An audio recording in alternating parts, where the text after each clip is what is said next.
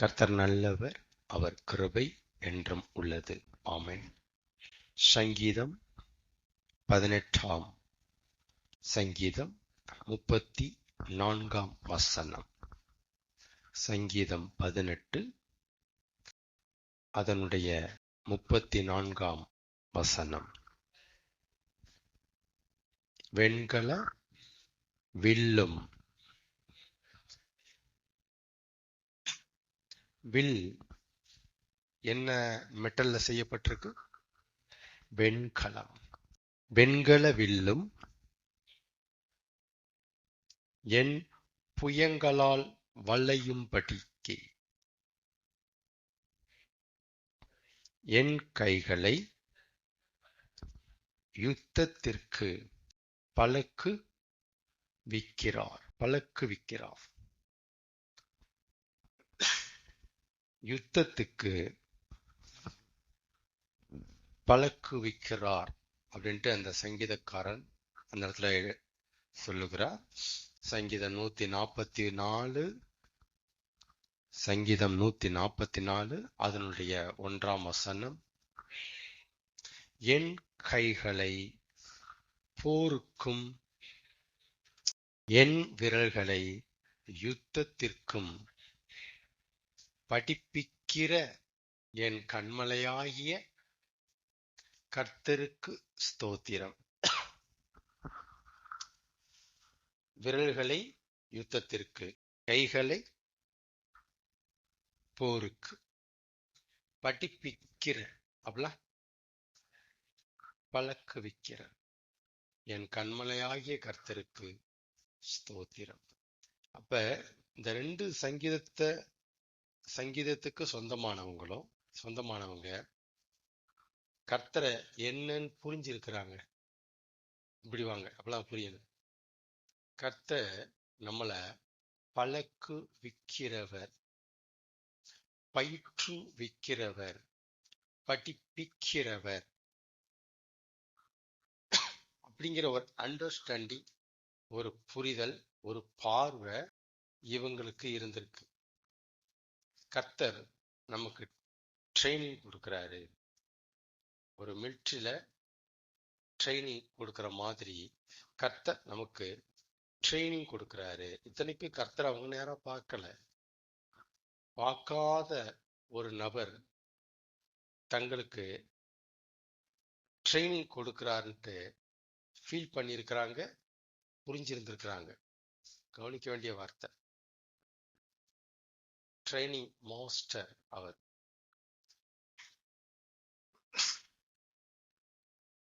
அப்ப கர்த்தர் நம்மளை பழக்குவிக்கிறார் அப்படின்னு அண்டர்ஸ்டாண்டிங் இருந்திருக்கு.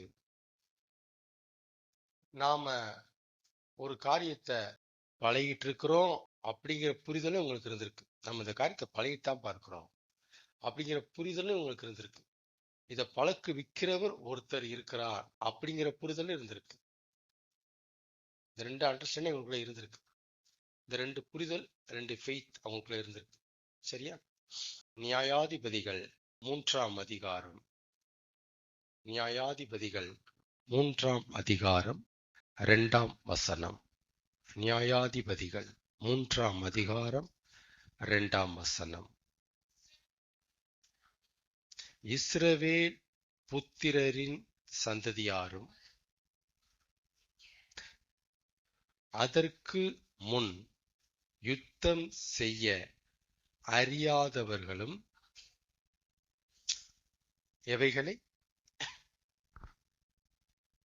எவைகளை அறியும்படி. யாராரு? சத்தமா. இஸ்ரவேல் புத்திரரின் சந்ததியார். அப்புறம் அதற்கு முன் யுத்தம் செய்ய அறியாது இருந்தவர்கள். முக்கியமான வசனம் அது. அறியாது இருந்தவர்கள். அப்ப அவங்களுக்கு யுத்தம் செய்ய தெரியாது. யாருக்கு? அதற்கு முன் யுத்தம் செய்ய தெரியாதவர்கள், அந்த இஸ்ரவேல் புத்திரரின் சந்ததியார். அப்புறம்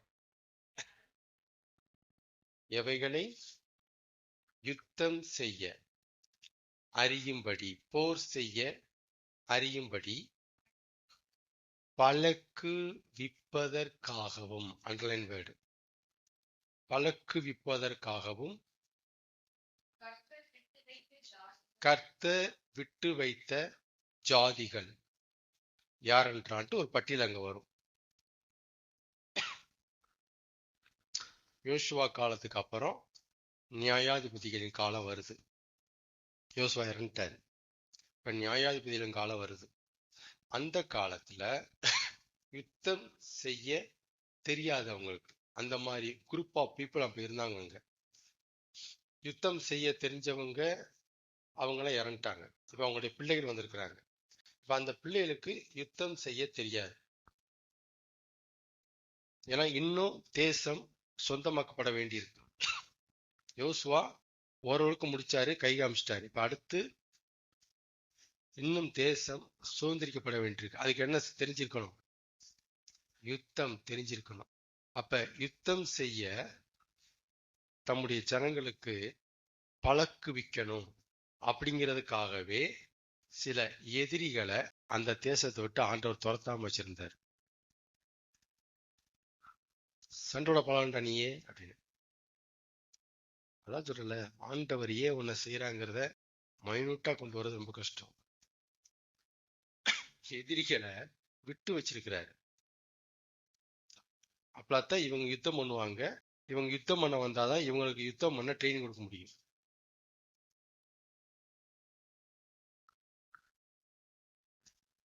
பிசாசையும் விட்டு வச்சிருக்கிறாரு. இது அப்படியே பார்த்தீங்கன்னா அதோட ஆன்சர் அங்க வரும்.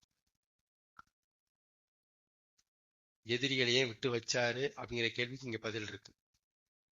யுத்தம் செய்ய பழக்குவிக்க பழக அவர் கர்த்தர் விட்டு வைத்த ஜாதிகள் யார் என்றால், இப்படி அழகாக அந்த வார்த்தை வருது. அப்ப அந்த அந்த அந்த இடத்தை எழுதினவரு புரிஞ்சு எழுதுறாரு. அந்த வசனத்தை எழுதின அந்த எழுத்தாளர் புரிஞ்சு எழுதுறாரு. எதுக்கும் தெரியுமா? இவங்களை ஜனங்களால துரத்த முடியல, தேவன் தான் விட்டு வச்சிருக்கிறார். எதிரிகளை வேண்டுமென்றே இவர்கள் சுதந்திரிக்க போகிற தேசத்துல விட்டு வச்சிருக்கிறார். எதுக்கு விட்டு வைக்கணும்? தம்முடைய ஜனங்களுக்கு ஒரு ட்ரைனிங் வேணுமே. அதை அப்படி உள்வாங்கி அப்படி கிரகிச்சு அப்படி புரிஞ்சு எழுதுறாரு. அவருடைய அண்டர்ஸ்டாண்டிங் இது. அது வேதத்துல பதிவாகி வேதமாயிருச்சு. புரியுதுங்களா? ஓகே. உபாகமம் 14ஆம் அதிகாரம் 22ஆம் வசனம். உபாகமம் 14ஆம் அதிகாரம் 22ஆம் வசனம்.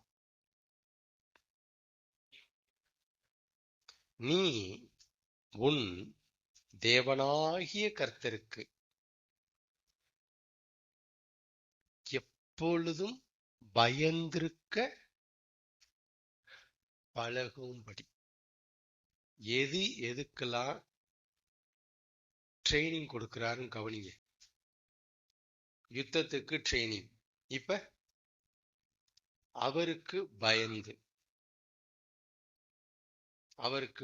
பயந்து இருக்கும்படி பழகணுமா? இது என்ன பயம் அப்படின்னா, கீழ்ப்படிதலை குறிக்கிறீங்க. நீ உன் தேவனாய் கர்த்தருக்கு கீழ்ப்படிந்து இருக்கும்படி, அதுக்கு ட்ரைனிங். இந்த 4 வசனத்திலையும் என்ன தெரியுது உங்களுக்கு மையம்?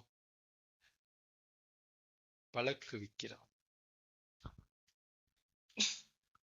இப்ப தேவன் ஒரு காரியத்தை செய்ய சொல்றாருன்னா நமக்கு எல்லாம் தெரியும்னு செய்ய சொல்லல. முதல்ல நல்லா உள்வாங்க. செய்ய தெரியும் அவர் செய்ய சொல்ல மாட்டாரு, பழகுறதுக்கு செய்ய சொல்லுவார். மோசேக்கு ஊழியம்லாம் பண்ணி பழக்கமே கிடையாது. அவன் முதல்ல மறந்துட்டான், வேணாம் அப்படின்ட்டான். ஆனா ஆண்டவருடைய வற்புறுத்தலின் பேரில், என்ன பேரில்? ஆண்டவருடைய வற்புறுத்தலின் பேரில், கட்டாயத்தின் பேரில் அந்த சுமையை அவன் ஏத்துக்கிட்டான். விடவே மாட்டேங்கிறாருன்னு ஏத்துக்கிட்டான். பிடிச்சு போகல மோசே. ஆரம்பத்துல ஊழியத்தை மோசே பிடிச்செல்லாம் பண்ணல, பிடிச்சும் போகல, வழி இல்லை. சொல்றாரு. ஓ, இந்த ஆபத்து நமக்கு ஆபத்து. அப்படிதான் போனான். அப்படி வந்த மோசைய ஊழியத்துக்கு தேவன் பழக்குவித்தார், அவனுக்கு தெரியாமீங்க. இது நமக்கு தெரியுது, பிற்காலத்துல மோசைக்கு தெரிஞ்சிருக்கும். ஆனா இப்ப யாத்திராகம் 3 இப்ப எனக்கு அது புரிஞ்சிடும். தேவன் கூப்பிட்டு இருக்கிறாரு, ஆனா அவனை கஷ்டப்படுத்தல, ஊழியத்துக்கு அவனை பழக்க போறாரு, பழக்கு விக்கிறார். போடா, வாரண்டு போய் பேசு. அவன் போன ஆண்டவரை விட மாட்டேறான். இப்ப போய் பேசு. போய் விட மாட்டேறான் ஆண்டவரை. இப்ப போய் பேசு. என்ன ஆண்டவரை? போ. பழக்கு விக்கிறார். ஒரு ராஜாவை எதுக்க பழக்கிறாரு. தம்முடைய ஜனங்களை மேய்க்க வனாந்தரத்துல அவனை ஆடு மேய்க்க பழக்கினார். இது எதுவுமே செய்யும் போது மோசைக்கு தெரியாது. நம்மளை வந்து பழக்கிறாருன்னு அவர் தெரியாது. என்னடா இப்படி ஆகி போச்சே அப்படின்னு நமக்கு தெரியும். ஆமே. சரி, அப்ப தேவன் நம்மை பழக்குவிக்கிறார் அப்படிங்கிறத நல்லா புரிஞ்சுக்குங்க. ஓகே, டாபிக்ல போ.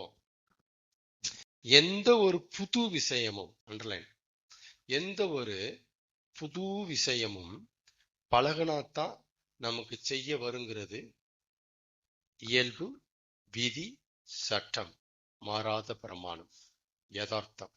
எந்த ஒரு புது விஷயமும் பழகினாத்தான் நமக்கு செய்ய வரும். எடுத்தவனே செய்ய வராது. ஒரு குழந்தை நடக்கிறதுக்கு முன்னாடி அது நிறைய பழக்கம் பழகுது, அப்புறம் நடக்க பழகுது, அப்புறம் வேகமா நடக்க பழகுது, அப்புறம் ஓட பழகுது. நம்ம எல்லாருமே பழகி பழகிதான் வந்திருக்கிறோம். அப்ப நம்முடைய ஆரம்பமே எதுலதான் ஆரம்பிச்சிருக்கு? பழகுதல். பழகி பழகிதான் நம்ம நிறைய காரியத்தை செஞ்சிட்டு இருக்கிறோம். எடுத்தவனே யாரும் இங்க நடந்துடல, எடுத்தவனே இங்க யாரும் ஓடிரல. எடுத்தவனையும் குழந்தைக்கு எல்லாம் வெளிச்சமா தெரிஞ்சிருதுல, மங்களாத்தான் தெரியும். பார்த்து பார்த்து பார்த்து பார்வை வெளிச்சமாகும். அப்ப பழகுனாத்தான் எந்த ஒரு புது விஷயமும் நமக்கு செய்ய வருங்கிறது நம்முடைய தலை எழுத்து, நாம வாங்கி வந்த வரோம். இப்படித்தான் அது. சரியா? நம்பர் 1, பழக பழக அது நமக்கு வழக்கமாவும் ஆயிடும். பழக்கம் வேற, வழக்கம் வேற. வழக்கமாவும் ஆயிடும். பழக பழகதான் எதுவும் நமக்கு செய்ய வரும். பழக பழக ஒரு ஒரு டயத்துல, ஒரு ஒரு பாயிண்ட்ல நமக்கு அது வழக்கமாயிடும். வழக்கமாயிடும். பாருங்களேன், இயேசு தமது வழக்கத்தின்படியே ஓய்வு நாளில் ஜெபாலயத்துக்கு போனார். என்னபடியே? வழக்கம். அது வழக்கம். அந்த வழக்கம் வேர்டு வந்தா கவனிங்க. வர பைபிள்ல வழக்கம். சில இடங்கள பைபிள் வரும், இது வழக்கத்தில் இருந்தது, வழக்கத்தில் இருந்தது. இது ஒரு வழக்க சொல். வழக்கம். பழக்கம் வேற, வழக்கம் வேற. பழக்கம்னா என்னது? பழகிட்டு இருக்கிறோம். ஒரு பழக்கத்தை பழகிட்டு இருக்கிறோம். வழக்கம்னா பழகி முடிச்சிட்டோம். வழக்கம்னா ட்ரைனிங் ஓவர். பழக்கம்னா கரண்ட்ல இருக்கு ட்ரைனிங், நம்ம பழகிட்டு இருக்கிறோம். ஒரு பழக்கம், அது நல்ல பழக்கமோ கெட்ட பழக்கமோ, ஒரு பழக்கம் பழக்கமா இருக்கும்போது அதை மாத்துறது, நிறுத்துறது ஈஸி. ஈஸி. ஒரு ஒரு காரியத்தை ஒருத்தன் புதுசா ஒரு காரியத்தை ஒருத்தன் பழகிட்டு இருக்கிறான். அது குடிக்கிறதா வச்சுக்கோங்க, ஏதாவது வச்சுக்கோங்க, என்ன வேணா வச்சுக்கோங்க. ஒருத்தன் இப்பதான் பைபிள் படிக்க ஆரம்பிச்சிருக்கிறான். இப்பதான் ஒருத்தன் சபைக்கு வர ஆரம்பிச்சிருக்கிறான். இப்பதான் ஒருத்தன் இயேசுவை நம்ப ஆரம்பிச்சிருக்கிறான். இப்பதான் ஒருத்தன் ஏதோ ஒண்ணு செய்ய ஆரம்பிச்சிருக்கான் அப்படின்னா அப்ப அவனை நிறுத்துறது, தடுக்கிறது, மாத்துறது ஈஸி. ஒரு பழக்கத்துல இருக்கும்போதே, பழக்கமா இருக்கும்போதே அதை மாத்துறது, தடுக்கிறது, நிறுத்துறதுலாம் ஈஸி. ஆனா அது வழக்கமா ஆயிடுச்சுன்னா அதை மாத்துறது, நிறுத்துறது அவ்வளவு ஈஸி இல்லை. அவ்வளவு ஈஸி இல்லை. அது சாமானியம் இல்லை, அது சவால்னு சவால். ஃபுல் அண்ட் ஃபுல் நான் பேசிட்டு இருக்கிறேன். இதுக்கும் ஸ்பிரிச்சுவல் லைஃபுக்கும் ஃபெய்த் லைஃபுக்கும் பயங்கரமான கனெக்ஷன் இருக்கு. இதெல்லாம் இந்த பேஸ் எல்லாம் புரிஞ்சுன்னா இந்த பேஸை தூக்கி நம்ம லைஃப் உட்கார வச்சிடலாம், கிளியரா உட்கார். இந்த பேஸ் முதல்ல புரிஞ்சிடணும். நம்முடைய ஆரம்பம் எப்படிதான் ஆரம்பிக்குது? பழக்கிறோம். நடக்க முதல்ல என்ன செஞ்சோம்? பழகணும். இப்ப நடக்க பழகுறோமா? நடக்கிறது வழக்கமாயிடுச்சா? வழக்கமாயிடுச்சு. சினிமாக்கு போக முதல்ல பழகுறோம், அப்புறம் யூஸ்வல் ஆயிடுச்சு. நான் போறேன். வழக்கம். ஒரு காரியம் பழக்கத்துல இருக்கும்போது நிறுத்துறது ஈஸி, வழக்கம் ஆயிடுச்சுன்னா சவால். ஏன்னா பழக்கம் என்பது இளநிலை. அப்பதான். ஆனா வழக்கம் என்பது முதுநிலை, முதிர்நிலை. பழக்கங்கிறது செடி மாதிரி, வழக்கங்கிறது மரம். செடியை பிடிங்கி போட்டலாம், மரத்தை அறுக்கணும். அது வேர் விட்டுருச்சு, ஒழிஞ்ச முடியாது, கஷ்டம். சரிங்களா? பழக்கம் வழக்கம், இன்னைக்கு அதான் டாபிக். அதான் தேவன் தம்மை நம்ப பழகி கொடுக்கிற விஷயத்தில் எதுக்கு பழக்கிறாரு? போருக்கு பழக்கிறாரு, யுத்தத்துக்கு பழக்கிறாரு. அப்புறம் எதுக்கு பார்த்தோம்? பயப்படுறதுக்கு பழக்கினாரு, அதாவது கீழ்ப்படிதலுக்கு பழக்கினாரு. நம்ப பழக்கிறாரு. ஏன்?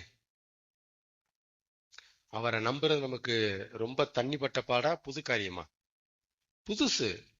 நாம் அந்த காரியத்துக்கு புதுசு அப்படிங்கிறது நமக்கு தெரியுது இல்லையோ, அவருக்கு நல்லாவே தெரியும்ல. இந்த லைஃபுக்கு புதுசு, அவர் நல்லாவே தெரியும். இந்த மாதிரி அந்நோன்யமா நம்மகிட்ட வாழணும், அப்பட்ட அது அவனுக்கு புதுசு, அவர் தெரியும். பைபிள் நல்லா படிக்கணும், அவனுக்கு புதுசு தெரியும். சத்தியங்களை அவங்க கேட்கணும் தான், பட் இந்த காரியம் அவனுக்கு புதுசுல தெரியும். அப்ப தேவன் தம்மை நம்ப பழகி கொடுக்கிற விஷயத்தில், அவரை நம்ப பழக்கிறார் அந்த விஷயத்தில், அல்லது ஒரு விசுவாசத்தை விசுவாசிக்க பழகி கொடுக்கிற விஷயத்தில், ஒரு ஃபெய்த்தை விசுவாசிக்கிற விஷயத்துல பழக்கிறாரு. ஒரு ஃபெய்த்தை விசுவாசிக்கவே அவர் ட்ரெயினிங் கொடுக்கிறார். பெரிய விஷயம். கடவுள் இருக்கிறார் அப்படிங்கிறது என்னது? ஃபெய்த். அந்த ஃபெய்த்தை விசுவாசிக்க ட்ரெயினிங் கொடுக்கிறாரு. ஜீசஸ் என்னுடைய பாவங்களுக்காக சிலுவையில் இறந்தார் அப்படிங்கிறது என்னது? ஃபெய்த். அந்த ஃபெய்த்தை விசுவாசிக்க பழக்குவிக்கிறார். இயேசுவினுடைய ரத்தம் என்னுடைய பாவங்களை மன்னிக்கும் என்பது என்னது? ஃபெய்த். அந்த ஃபெய்த்தை விசுவாசிக்க எனக்கு ட்ரைனிங் கொடுக்கிறார், என்னை பழக்குவிக்கிறார். பழக்குவிக்கும் போது கொஞ்சம் கொஞ்சமாதான் நம்ம பழக முடியும். எடுத்தவனையே பழகிற முடியாது. புரியுதுங்களா? கொஞ்சம் கொஞ்சமா தான் ட்ரைனிங் ஆகும். அப்ப அவர் கொஞ்சம் கொஞ்சமா, இன்னைக்கு, அடுத்த வாரம், அடுத்த மாசம், இப்ப இப்படியே வருவாரு. அவரை பழகுறதுக்கு நம்ம ட்ரைனிங் கொடுப்பாரு. ஆமா. இந்த மாதிரி பழகி கொடுக்கிற விஷயத்தில் அது நமக்கு வழக்கமாகிற வரைக்கும் நமக்கு அதை பழகி கொடுத்துட்டே இருக்கிறார். கவனமா கவனிங்க. நமக்கு அது தண்ணிப்பட்ட பாடா போயிடணும், சர்வசாதாரணமாயிடணும். ஒரு விசுவாசத்தை விசுவாசிக்கிறது சர்வசாதாரணம் ஆயிடணும். இது பேர் என்னது? வழக்கம். முதிர்நிலை. இளநிலையில இருந்து முதிர்நிலை கொண்டு வராரு. சர்வசாதாரணமா நம்பன்ட்டாவே அந்த இடத்துக்கு கொண்டு வர வரைக்கும் ட்ரைனிங் கொடுக்குறாரு. பாதியில் விட்டு போறவர் கிடையாது, ஆரம்பிச்சுட்டு விட்டுற மாட்டாரு, அந்த இடம் வரைக்கும் கொண்டு போவார். அவ என் கைகளை யுத்தத்துக்கு படிப்பிக்கிற தேவன் மட்டும்தான் அங்க இருக்கு. அதுக்குள்ள உடைச்சிங்கன்னா அந்த ரெண்டு வரும். படிப்பிக்கிற தேவன் எது வரைக்கும் படிப்பிப்பா? சும்மா போர் வந்துட்டா விளாண்டுறோம் பூந்து, அந்த இடம் வரைக்கும் வர்றாரு அவரு. சும்மா விசுவாசம் வந்துட்டா விளாண்டுறோம், அந்த இடத்துக்கு வர்றாரு, அந்த இடத்துக்கு வர்றாரு. சும்மா எவ்வளவுதான் பொறிச்சலைய வணங்கினாலும் சாத்ராக் மேசாக் ஆபேத்நேகோ வணங்க மாட்டாங்க. இவர் வணங்கவே மாட்டாங்க. நிறுத்திட்டாரு, நிறுத்திட்டாரு. என்னதான் பத்திரத்துக்கு கையெழுத்து வச்சாலும் தானியேல் ஜெபிக்க விட மாட்டான்ல. ஜெபத்தை பழக்கிட்டாரு. வேறொரு தெய்வத்தை வணங்க மாட்டேன், கர்த்தரை தான் நம்புவேங்கிறதுல பழக்கிட்டாரு, அவங்கள பழக்கிட்டாரு. இதுக்கு பின்னால தேவனுடைய சூப்பர் செயல் இருக்கு, நமக்கு அதெல்லாம் தெரியாது. சாத்ராக் மாதிரி நம்பணும், தானியேல் மாதிரி எதிர்த்து இப்படித்தான் நம்ம பேசி இருக்கிறோம். நம்ம எல்லாம் அப்படிதான் ஃப்ரண்ட் ஸ்கிரீனே பேசிட்டு இருக்கிறோம். இதுக்கு பின்னால தேவனுடைய பயங்கரமான எஃபோர்ட் இருக்கு, ரிஸ்க் இருக்கு. அவர் எடுத்த எத்தனையோ காரியங்கள், ஸ்டெப், அவர் எடுத்த ஸ்டெப் நிறைய இருக்குதுல. இதெல்லாம் தானியேலை கூட்டு உட்கார வச்சு பேசுங்க, சொல்லுவார். எப்படி பாப்பலாம் ஆனன்னு சொல்லுவார். உனக்கு எப்படி இவ்வளவு விசுவாசம் வந்துச்சு சொல்லுவார், கண்டிப்பா சொல்லுவார். எப்படி இவ்வளவு தைரியமா நீங்க ராஜாக்கு முன்னாடி பேசுறீங்க, கண்டிப்பா சாத்திராக சொல்லுவோம். இதுக்கு எப்படி நீங்க, இது எப்படி உங்களுக்கு வந்துச்சு, பிறக்கும் போதே கூட வந்துச்சா? இல்ல இல்ல, தெளிவா சொல்லுவோம். ஏகப்பட்ட காரியங்கள் நான் பழகிருக்கோம், நல்லா தெரியும் எங்களை அப்படி பேசுவோம். அவர் நல்லாவே தெரியும், அவ்வளவு ட்ரெயினிங் அப்படி சொல்லுவாங்க அவங்க. பழகாம அது வழக்கம் ஆயிருக்காது, வழக்கமாகாம இப்படி எடுத்து பேச முடியாது. ஜெபத்துக்கு பழகாம தானியேலால ஜெபிச்சுக்க முடியாது. அந்த ஜெபத்துக்கு பழகின பழக்கம் வழக்கமாகாம இந்த அளவுக்கு எல்லாம் எழுத்தெல்லாம் ஜெபிக்க முடியாது, எல்லாம் முடியாது. உயிரே போற அளவில் இருக்கு, அவன் ஜெபிக்க போறேங்கிறான், வழக்கமாயிருச்சு. ஆமே. அப்ப தேவன் நமக்கு காரியங்களை பழக்குவிக்கிறார். நம்பர் 1, எது வரைக்கும் பழக்குவிக்கிறார்? அது வழக்கமாகிற வரைக்கும் பழக்குவிக்கிறார். அப்ப ஒரு காரியம் வழக்கமா ஆகத்தான் அந்த காரியத்துல நம்மள அவர் பழக்கிட்டு இருக்கிறாரு. எதுக்கையா தேவன் நம்மளை பழக்கிறாரு அப்படின்னா, அந்த காரியம் நமக்கு யூஸ்வலா மாறிடணும், லைஃப் ஸ்டைலா போயிடணும், வழக்கம் ஆயிடணும். அதுக்காகத்தான் பழக்க வர்றாரு, பாதியில் விட்டு போகல. ஆமென். ஏன்னா சிஸ்டம் போட்டது யார் தான்? அவர் தான். நமக்கு எந்த ஒரு விஷயமும் பழக பழகத்தான் வருங்கிறது அவர்களெல்லாம் தெரியும். அதான் அதான் சிஸ்டம். அது வழக்கமானதான் இவர் அடுத்த வேலையை பார்க்க முடியும், இல்ல கூட தான் உட்காந்துருக்கணும் அவரு, அதுவும் அவர் தெரியும். வழக்கமான வரைக்கும் வர்றாரு. ஆமென். சங்கீதம் 119:49 வாசிங்க. சங்கீதம் 119:49. சங்கீதம் 119:49.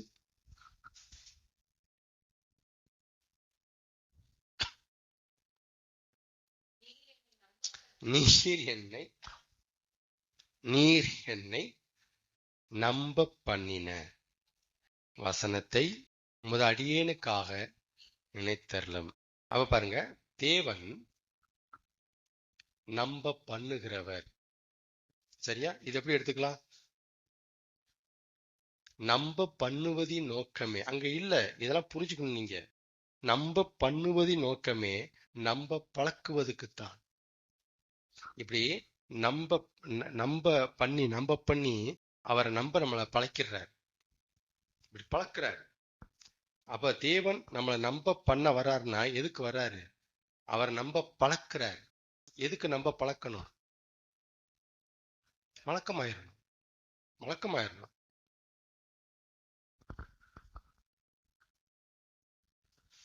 ஒன்ன நமக்கு பழக்கி பழக்கி அதை நமக்கு அவர் வழக்கமாக்கி விடுவது அவருடைய வழக்கம்.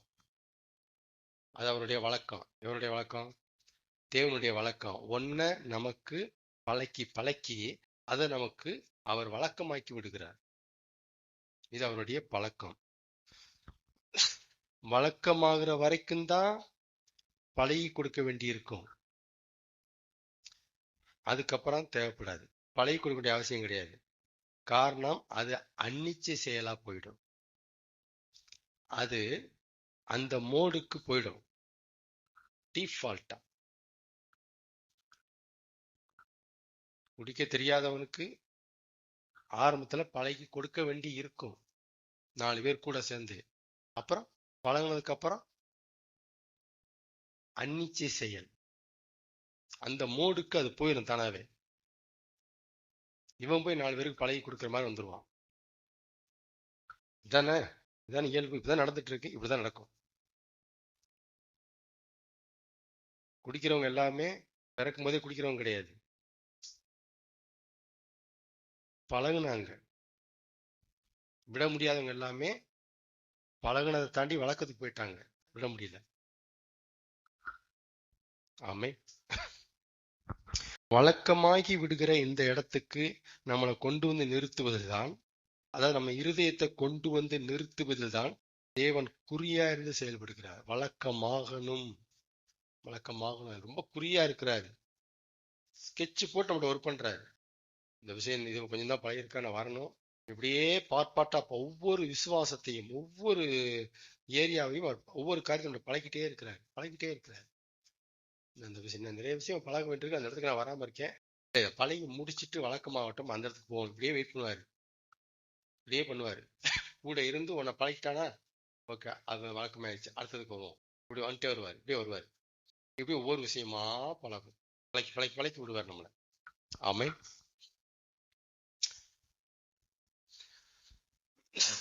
அவர் பழகி கொடுத்த காரியத்தை நாம் செய்யும்படிக்கு இனி அந்த இடம் நம்மளை பார்த்துக்கிடும். எந்த இடம்? வழக்கம். ஒரு வழக்கம் ஆயிடுச்சுன்னா அந்த இடம் இனி நம்மளை பார்த்துக்கிடும். பழகுற வரைக்கும் தான். பழகிட்டோம்னா அந்த பழகின பழக்கம் நம்மளை மூவ் பண்ண ஆரம்பிச்சிடும். செய்யி, டைம் ஆயிடுச்சு, செய்யி, போ, புஷ் பண்ண ஆரம்பிச்சிடும். நம்மளை புஷ் பண்ண ஆரம்பிச்சிடும். போ, ஓடு ஓடு ஓடு. வழக்கம். பிசாசாகிய தன்னை ஏவாள் நம்புவதை அவளுக்கு அதை வழக்கமாக்கியிருந்தான் பிசாசு. கவனிங்க, இதெல்லாம் பைபிள்ல இல்லை, இதெல்லாம் வெளியவே இல்லை. பிசாசாகிய தன்னை ஏவாள் நம்புவதை ஏவாளுக்கு அதை வழக்கமாக்கியிருந்தான் பிசாசு. அப்ப ஏவாளுக்கு வழக்கமாக்கியிருந்தான்னா என்ன நடந்திருக்கணும்? பழகி இருந்திருக்கணும். நம்ம பழக்கி இருந்திருக்கணும். எப்படி பழக்கி இருந்தா? பேசி காமிச்சு, பேசி காமிச்சு, உத்தமன், தன்மார்க்கன், நேர்மை உள்ளவன், நீதி உள்ளவன், காமிச்சு நலம் விரும்பி நல்லவன், காமிச்சு பேசி நம்ம பழக்கிட்டான். அப்ப நம்ம பழக்கி அது வழக்கமான அந்த பாயிண்ட் அவனுக்கு தெரியும். வந்தோனையும் ஆதியாகமம் 3ஆம் அதிகாரம் ஆரம்பிக்குது. 3ஆம் அதிகாரத்துக்கு முன்னாடி இதெல்லாம் நடந்திருக்கு. 3ஆம் அதிகாரம் அப்படி அறிமுகமாகுது. அது எந்த ஸ்டேஜ்? அது வழக்கம் ஆகிட்டா, வழக்கத்துக்கு வந்துருச்சு. அவளை நம்புறது சர்வசாதாரணமா நம்புறா. அவரா ஐயோ தங்கமான ஆளு, நல்லா பேசுவார், அந்த அளவுக்கு கொண்டு வந்துட்டான். அந்த அளவுக்கு ஒரு 1% கூட ஒரு டவுட் வராத அளவுக்கு கிளியரா நடந்திருக்கான். ஏவால பிசாசு வஞ்சித்தது ஒரே ஒரு விஷயத்துலதான். எந்த விஷயம்? பல விஷயத்துல மட்டும்தான் அவளை ஏமாத்தினான்.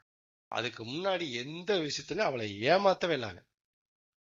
சிங்கிள் டவுட் கூட வரல அவன் மேல. அவ்வளவு பெர்ஃபெக்டா நடந்தான். ஏன்னா அவனுடைய டார்கெட் இந்த வேலையை முடிக்கணும். இதுக்கு எந்த இடத்துல பிசிறு தட்டாம ஒர்க் பண்ணான். கரெக்டா நம் டயத்துக்கு வருவான், டயத்துக்கு போவான், சொன்னதை செய்வான், எல்லாம் பண்ணியிருக்கான். அவளுக்கு பிடிச்ச மாதிரி நடந்திருக்கான். அவன் நம்புற மாதிரி நடந்திருக்கிறான். நம்ப வைக்கிறான், நம்ப வச்சு கழுத்தை அறுத்துட்டான். நம்ப வச்சு பிசாசு கழுத்தை அறுத்துட்டான். தேவன் நம்ப வச்சு நம்ம தலையை உயர்த்துவார். ஏவாளை முடிச்சிட்டாங்க கதையை. ஆனா வழக்கம் ஆயிருச்சுங்கிறத நம்ம புரிஞ்சுக்கணும். ஏவாள் பிசாசை நம்புறது அவளுக்கு வழக்கம். அதான் ஒரு கொஸ்டின் கூட ஏத்தி கேட்காம, அதை பரிசோதனைக்கு அனுப்பாம, ஆய்வு கூடத்துக்கு போய் ஆய்வு கூடத்துக்கு அந்த விசுவாசத்தை அவ சொன்ன செய்திய பரிசோதிக்காம சொன்னா நம்புனா உண்மை சாப்பிட்டான். அவ எந்த அளவுக்கு அவங்களுக்குள்ள ஒரு டைட் ரிலேஷன்ஷிப் இருந்திருக்கும் பாருங்க. கூடா நட்பு கேடாய் முடியும். ஆதியாகமம் 3 சிறந்த எடுத்துக்காட்டு.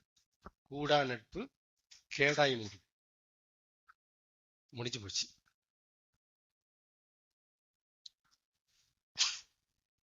சரி, முடியுமா? ஆனா ஒண்ணு நீங்க புரிஞ்சுக்கணும். நம்ம தேவன் நமக்கு ஒரு புது விஷயத்த ஒண்ணு பழக்கிறாரு.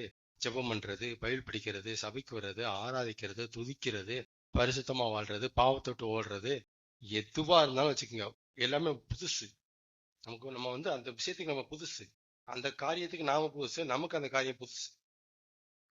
அந்த காரியத்துக்கு நாம புதுசு, அதை நம்ம புதுசா பார்க்கலாம். புதுசா ஒருத்த வரானா அப்படின்ட்டு, செவிக்க வரானாக்கும் புதுசா ஒருத்த அப்படின்னு ஜெபம் நம்மளை பார்க்கும். பைபிள் படிக்க வரானா புதுசா ஒருத்த வரானா நம்மளை பார்க்கும். நமக்கு அந்த ஜெபம் பண்றது பைபிள் நமக்கு புதுசு அந்த காரியம். அப்ப ஒரு காரியம் நமக்கு புதுசா பழகிட்டு இருக்கும் போது ஒரு நேரம் அதை செய்வோம், ஒரு நேரம் அதை செய்ய மாட்டோம். விட்டு விட்டு செய்வோம், தொடர்ந்து செய்ய மாட்டோம். அதுல ஒரு கிரிப் வராது, அது ஒரு ரொட்டீன் ஆகாது. ஆனா என்ன செய்வோம்? செய்வோம் விட்டு விட்டு கேப் விட்டு இன்னைக்கு செஞ்சு நாளை செய்யாம இந்த மாதிரி செஞ்சுக்கிட்டே இருப்போம். தடுமாறி தடுமாறி தடுமாறி செஞ்சுக்கிட்டே வருவோம். ஸ்டெடியா இருக்க மாட்டோம், ஒரு முடிவோட இருக்க மாட்டோம். விட்டு விட்டு விட்டு விட்டு விட்டு விட்டு செய்வோம். அது ஒரு விசுவாசத்தை பழகிட்டு இருக்கும் போதும், ஒரு காரியத்தை செய்ய பழகிட்டு இருக்கும் போதும் இதே நிலைமை தான். ஒரு விசுவாசத்தை புதுசா அப்பதான் விசுவாசிக்க போறோம்னா டப்புன்னு விசுவாசிக்க மாட்டோம். இப்ப நம்ம பழகுறோம். இப்பெல்லாம் கர்த்தரை தெய்வம்னு விசுவாசிக்க சில பேர் வர்றாங்க அப்படின்னா இப்பதான் பழகுறாங்க. அவங்க இளநிலையில இருக்கிறாங்க. ஃபர்ஸ்ட் டிகிரி படிச்சுட்டு இருக்கிறாங்க. 2ஆம் டிகிரி போல அவங்க ஃபர்ஸ்ட் டிகிரி படிக்கிறாங்க. ரொம்ப அப்படி மென்மையா இருக்கும் ஃபெய்த். அப்படியே சும்மா செடி தான், அது வேறு தான் விட்டுருக்கு பாவம். அதைத்தான் புடுங்கிறதுக்கு வழியை பார்ப்பான். ஈஸியா பிடிங்கலாட்டான், வளர விட்டா மரமாயிருண்டான். சரிங்களா? ஆனா அது வழக்கமாயிட்ட பிறகு எவ்வளவு தொந்தரவு வந்தாலும் நாம ஸ்டெடியா செய்வோம். பழக்கத்துல இருக்கிற வரைக்கும் நம்ம பழகிட்டு இருக்கிற காரியத்துல தொந்தரவு வந்தா சரி நாளைக்கு பார்ப்போம், ஒன்னும் கழிச்சு பார்ப்போமே, பழகிட்டு இருக்கிறோம். வழக்கம் ஆயிடுச்சு அப்படின்னா தொந்தரவு தான். முதல்ல முடிச்சிருவோம்ப்பா அப்படி போயிடுவோம். அது லைஃப் ஸ்டைலு. சாப்பிட்டுருவோம். முதல்ல லைஃப் ஸ்டைலு. எடுத்தவங்க பிறந்தவனுமே குழந்தை சாப்பாடு சொல்ல திணிச்சு பழகிச்சு. அது பழகி பழகி இப்ப என்ன பண்ணிட்டோம்? சாப்பிட போறோம். அது என் லைஃப் ஸ்டைலுங்க. விஷுவல் தானே இதெல்லாம். வழக்கமாயிடுச்சு எனக்கு. உன்னை பழகுற வரைக்கும் அதை பழக நமக்கு கஷ்டமா இருக்கும். அதை புரிஞ்சுக்குங்க. எபிரேயர்ல கூட வரும், எந்த சிக்ஷையும் தற்காலத்தில் சந்தோஷமே காணாமல் துக்கமாய் காணப்படும், அதில் பழகினவர்களுக்கு பிற்பாடு அது நீதியுள்ள சமாதான பலனை தரும். பழகினவர்களுக்கு, வழக்கமாயிட்டவங்களுக்கு. பழகுற வரைக்கும் என்னவாத்தான் இருக்கும்? துக்கமாய் காணப்படும், கஷ்டமா காணப்படும், எரிச்சலா காணப்படும், ஏண்டா அப்படின்னு காணப்படும். உன்னை பழகுற வரைக்கும் அதை பழக நமக்கு கஷ்டமா இருக்கும். அது வழக்கமான பிறகு அதை விடுறதுக்கு கஷ்டமா இருக்கும். பழகும் போது பழக கஷ்டமா இருக்கும், பழகிட்ட பிறகு விடுறது கஷ்டமா இருக்கும். தானியல் எல்லாம் நினைச்சு பாருங்க, விடுறது கஷ்டமா இருக்கும் அவங்களால. அதாவது வழக்கமா செய்யற ஒண்ணு செய்யாட்டினாலும் கஷ்டமா இருக்கும். கிடைச்சு நமக்கு வழக்கமாயிட்ட ஒண்ணு திடீர்னு கிடைக்கலனாலும் கஷ்டமா இருக்கும். ஆண்டவர் பேசுறது நமக்கு வழக்கம் ஜெபத்துல வச்சுக்கோங்களேன். அது அவருடைய வழக்கம், இது ஜெபத்துல இருக்க வழக்கம். அன்னைக்கு அவர் பேசல, இப்ப என்ன செய்யும்? கஷ்டமா இருக்கும். ஜெபத்துக்கு போறது ஒரு ஆளுக்கு வழக்கம். ஆனா அன்னைக்கு போக முடியல, என்னவா இருக்கும்? தவிர்க்க முடியாத சூழ்நிலை, டிராவல்ல போயிட்டு இருக்கிறோம், பண்ண முடியல, டயர்ட் ஆயிடுச்சு, பண்ண முடியல. அப்புறம் என்னவா இருக்கும்? கஷ்டமா இருக்கும். அது ஃபீல் பண்ணிட்டு அதான் அது வழக்கமாயிருச்சு. கஷ்டமா கஷ்டமா ஃபீல் பண்ணிட்டீங்கன்னா வழக்கமாயிருச்சு. கஷ்டமா ஃபீல் பண்ணலன்னா ட்ரைனிங்ல இருக்கீங்க. நீங்க பழக்கத்துல தான் இருக்கீங்க, இன்னும் வழக்கமாகல. ஆமே. அதனால ஃபைனல் பண்றோம். நான் அப்படி பழகிட்டேன், அது எனக்கு பழக்கமாயிருச்சு, அதனால எனக்கு என்னால விட முடியலன்ட்டு நிறைய பேர் சொல்லி கேள்விப்பட்டிருக்கீங்களா?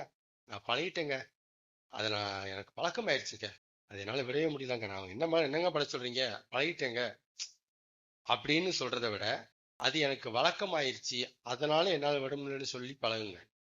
எனக்கு வழக்கமாயிருச்சுங்க, பழகிட்டேங்கிறது வழக்கமாயிருச்சுன்னு புரிஞ்சுக்குங்க. அப்படி ஒருத்தர் சொல்லிட்டாருன்னா விடவே முடியலங்கன்னா வழக்கமாயிருச்சு, வழக்கமாயிருச்சு. அதைத்தான் அவங்க சொல்லாம இப்படி சொல்றாங்க, நான் பழகிட்டேன், அது எனக்கு அது பழக்கமாயிருச்சு, இப்ப விட முடியலங்க அப்படி சொல்றாங்கனாலே அது வழக்கமாயிருச்சு, லைஃப் ஸ்டைல் ஆயிடுச்சு அவங்களுக்கு. ஆண்டவராகட்டும் பிசாசாகட்டும் நம்மளை எப்படி டீல் பண்றாங்கன்னா இப்படிதான் டீல் பண்றாங்க. பழகி கொடுக்கணும். பிசாசு நம்மகிட்ட பழகி கொடுக்கத்தான் வர்றான். தேவன் நம்மகிட்ட எதுக்கு வர்றாரு? பழகி கொடுக்கத்தான் வர்றாரு. இந்த மாதிரி பார்வை நமக்கு ரொம்ப அவசியம். நம்ம நினைக்கிறோம் அதிகாரி வராது, உடனே செய்யணும், ஐயோ நான் செய்யலையே ஆண்டவரே, இப்படி பேசி பழகிட்டதுனால குற்ற மனசாச்சு. தேவன் நம்மை அறிஞ்சிருக்கிறாரு, நமக்கு தெரியும் இது புது விஷயம், பழக வேண்டியிருக்காங்க, பழகி கொடுக்க வர்றாரு. இவனும் பழகி கொடுக்க வர்றான். அப்ப தேவன் பழகி கொடுக்க வர்றாருன்னா எதுக்கு வர்றாரு? பழகி கொடுக்க. வழக்கமாகணும். வழக்கமாகற வரைக்கும் அவர் என்ன செய்வாரு?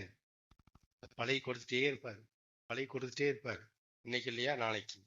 நீ சரியா நம்ப மாட்டேங்கிறா, நான் நம்புவான் பாரு, ஓகே நான் நிகழ்ச்சி நம்புவான், இப்படியே வருவார். ஒரு விசுவாசத்தை விசுவாசிக்க தடுமாறுறான், பழகி கொடுத்துடலாம். பழகி கொடுத்தாதான் ஒரு விசுவாசத்தை தடுமாற்றம் இல்லாம விசுவாசிக்க முடியும். சும்மா எடுத்தோடனே விசுவாசிக்க முடியாது, முடியாது. அதனால இந்த பழகிறது வழக்கமாகிறது, பழகிறது வழக்கமாகிறது. நம்ம உடம்பு இருக்கிற வரைக்கும், இந்த நம்ம உடம்பு உயிர் இருக்கிற வரைக்கும் நம்மகிட்ட இருந்துகிட்டே இருக்குது. நம்ம ஏதோ ஒண்ணு பழகிட்டு இருப்போம், நிறைய இது வழக்கமாயிட்டே இருக்கும். ஏதோ ஒண்ணு பழகிட்டே இருப்போம், அது வழக்கமாயிட்டே இருக்கும். இது நடந்துட்டே இருக்கும், நடந்துட்டே இருக்கும். உங்களுக்கே தெரியும் இது எனக்கு புதுசு அப்படிமீங்க. ஆமா புதுசு தான். அப்ப என்ன செய்யணும்? பழகணும், பழகணும். பழகிட்டா என்ன ஆகும்? புதுசு பழசா போயிடும் உங்களுக்கு. சாதாரண செய்வீங்க. உங்க வாழ்க்கையெல்லாம் நீங்க பின்னோக்கி பார்த்தீங்கன்னா இப்படித்தான் நடந்திருக்கும். நீங்க ஒண்ணு இப்ப ஈஸியா உங்களுக்கு செய்யறதெல்லாம் ஈஸியா இருக்கு அப்படின்னா, ஏதோ ஒரு காலத்துல உங்களுக்கு செய்யவே முடியாத, செய்யவே தெரியாத, செய்யவே தெரியாத ஒரு காரியமா இருந்திருக்கும். இப்போ உங்களுக்கு ஈஸியா இருக்கிறது அப்படிதான் நடந்திருக்கும். ஆமென்.